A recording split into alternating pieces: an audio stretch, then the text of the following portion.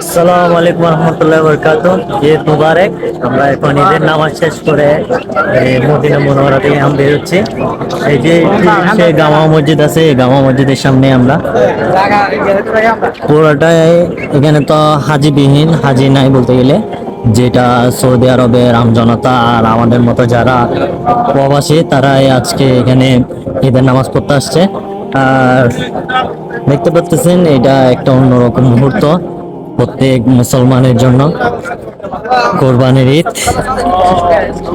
তবে একটা বিষয় হচ্ছে পরিবার ছাড়া ঈদ, যেটা সবসময় কষ্টদায়ক। পরিবার সাথে থাকলে একটু হাসি খুশিটা ভালোই পাওয়া যায়। ওই একটা কথা আছে না, ঈদ আপনজন দিয়ে হয়, এটা আর কি।